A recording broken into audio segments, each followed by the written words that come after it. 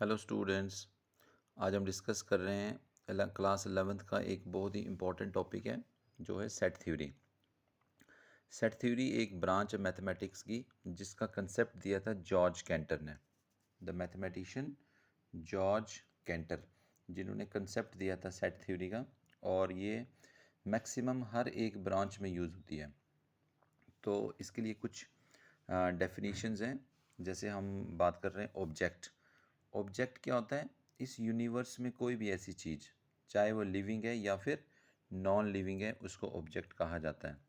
Anything in this universe living और non living called object. और next important term हमारे पास है वो है वेल डिफाइंड।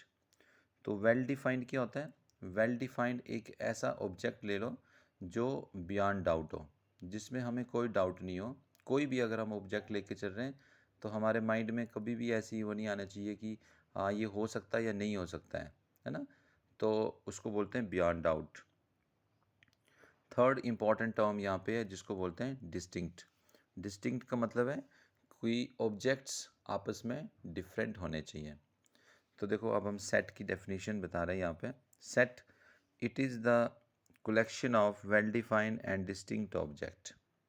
एक ऐसी कलेक्शन जो वेल डिफाइंड हो और वो डिफरेंट हो, मतलब उनके बीच में जो भी आप कलेक्शन कर रहे हो, ऑब्जेक्ट्स की कलेक्शन कर रहे हो, वो प्रॉपरली डिफाइन होने चाहिए हमारे पास, जिसमें कोई भी डाउट ना हो, वो बियॉन्ड डाउट होना चाहिए। वो ही सेट की फॉर्म में आ सकते हैं।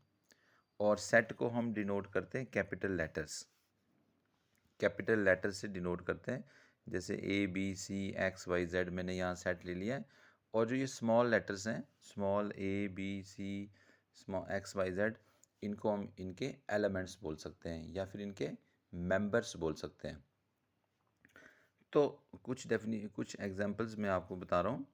अगर हम ये लेके चलें collection of famous person in India, तो क्या ये हमारे पास एक सेट होगा? Collection of famous person in India, this is not set. ये सेट की फॉर्म में नहीं आएगा। क्यों नहीं आएगा?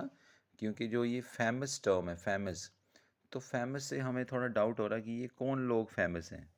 It is A wagyu term. Famous तो बहुत सारे फील्ड में लोग हैं, हर एक फील्ड में फेमस है। कोई टीचर है वो बहुत फेमस है, कोई बॉलीवुड एक्टर है वो बहुत फेमस है। तो हम सबको कलेक्ट नहीं कर सकते एट ए टाइम, हमने उनकी पर्टिकुलर प्रॉपर्टी बतानी होती है। तो इसलिए ये हमारे पास जो ये फेमस टर्म है, इसमें हमें डाउट आ रहा है कि ये किस फील्ड में फेमस है, तो ये सेट के अंदर नहीं आता है। अब हम बात करें collection of dangerous animal in India, कि मैं ऐसी कलेक्शन ले रहा हूँ कि जो डेंजरस एनिमल्स हों। तो इसमें भी देखो, ये जो डेंजरस है, ये हमारे पास एक वैग्यू टर्म है जिसमें हमारे पास डाउट आ रहा है कि ये स्पीशीज़ अलग अलग है, बहुत सारी स्पीशीज़ है। तो ये भी हमारे पास सेट की फॉर्म में नहीं आता है। जैसे मैं लिखूं collection of all reverse in India, तो ये भी एक सेट नहीं है। ये कौन से रिवर्स की बात कर रहे हैं हम? अगर मैं लिखूं collection of all natural number, तो देखो क्या ये लगता है आपको ये सेट होगा? Yes, this is a set. क्योंकि हमें मालूम है नेचुरल नंबर 1 से स्टार्ट होता है, 2 3 4 5 6 7 so on.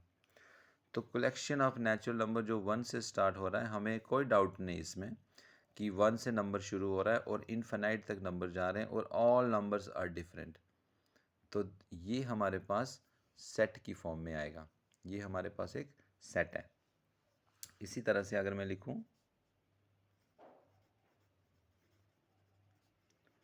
Collection of all girls in your class 11th class की जो गर्ल्स हैं आपके स्कूल की, वो एक सेट की फॉर्म में आएगा, तो yes it is a set. One more, collection of novels written by Kabir Das. तो कबीर दास जी ने जो नॉवेल्स लिखे हैं उनकी कलेक्शन, तो ये एक सेट है। तो देखो हमने कुछ कलेक्शंस ऐसी की जो सेट की फॉर्म में आ रही हैं, और कुछ ऐसी कलेक्शन हैं जो सेट की फॉर्म में नहीं आती है, जिनमें ये तीन डेफिनेशंस हैं। ये ऑब्जेक्ट, वेल डिफाइंड और डिस्टिंक्ट। तो जो ये वेल डिफाइंड है, दिस इज़ मोस्ट इम्पॉर्टेंट। तो वेल डिफाइंड का मतलब होता है जो प्रॉपरली डिफाइंड हो, जिसमें हमें कोई डाउट ना हो, उस फॉर्म में अगर है तो वो हमारे पास सेट की फॉर्म में आएगा। तो ऐसे बहुत सारी कलेक्शंस आप इसमें कर सकते हो, इसको ट्राई करो। कुछ कलेक्शंस इसमें बनाओ, 10 कलेक्शन बनाओ, 10 कलेक्शंस बनाओ कि जो सेट की फॉर्म में नहीं है, और 10 कलेक्शन ऐसी बनाओ कि जो सेट की फॉर्म में है। Thank you.